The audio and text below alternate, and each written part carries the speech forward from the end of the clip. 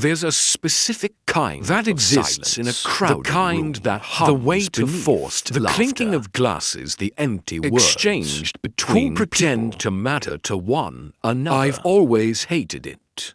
It's the sound of deception, a facade stretched thin over fragile ego. Tonight I stand at the edge watching my wife as she floats effortlessly through her smile curated for every passing glance. She looks radiant as always, untouchable.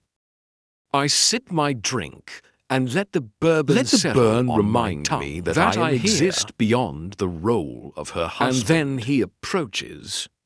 A man I don't know, sharper smirk.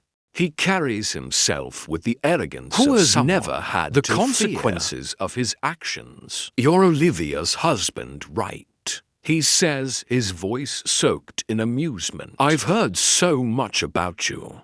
There's something in the way he says it. A knowing gleam in his eyes. A private joke he isn't letting me in on. I don't respond. I just watch him.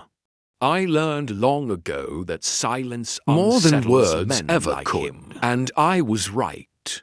Because after a beat he chuckles low and condescending. He leans in just slightly that you don't know half the things I do. He walks away before I can respond, and just like that the world tilts. The words don't leave me. They linger, slither beneath my skin like whispering all the possibilities. I don't want to entertain. I watch Olivia from across the way she laughs, a little too freely at his jokes. The way he touches the small when he leans of her back. It's subtle, practiced. The kind of intimacy that doesn't belong between mere co-workers. And then I know. For a moment there's only silence in my mind, a vast endless void where rage should be. Betrayal is an interesting thing. It doesn't always come as an explosion. It can be quiet, surgical. A knife slid delicately between without you realizing until you take your last breath. I don't confront her. Not yet. Confrontation is for men who need closure. I don't need closure.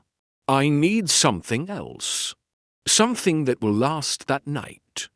As Olivia sleeps beside me, I stare at the ceiling and make my choice. Revenge isn't about anger.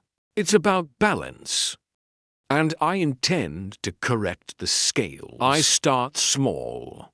A message sent from her phone while she's testing his reaction. A call overheard from the hallway. A glance at her calendar. At the hotel reservations under her name. It's easy, really. People like them think they are careful. They aren't. They only assume because no one has ever taken the time to study them. By the end of the week, I know everything. There's a shift within me. The anger dissolves, replaced by something more precise. It's not about hurting them. It's about undoing them. Step by step, I set the stage. A few carefully placed emails from an anonymous source exposing their workplace misconduct. Financial records leaked to suggest enough to warrant fraud, an investigation. Just enough to stain reputations beyond repair. A scheduled dinner between her Olivia and an interrupted by a video message that arrives mid-meal. A message featuring her caught in places they shouldn't be. By the time the storm I am already watching from a distance. It unravels spectacularly. He is fired within the week. His name dragged through his career, a carefully built empire of burned to nothing and deceit. Olivia. She pleads, swears she didn't mean for any of it to happen. But it doesn't matter. The damage is done. I don't yell.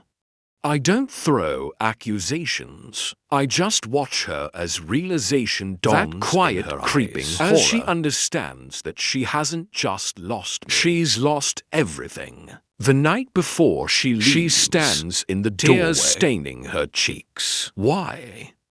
She asks, voice raw. You could have just walked away. I meet her gaze unflinching. Because you should have known who you were dealing with. She breaks. I don't. As she walks out of my life, I sit in the quiet and take a deep breath. Vengeance isn't always about destruction. Sometimes it's about reminding people that actions have weight, that choices have consequences, that respect is never something to be taken for granted. I pour myself another drink. Let the silence settle, and for the first time I feel at peace. Tell me, would you have done any different?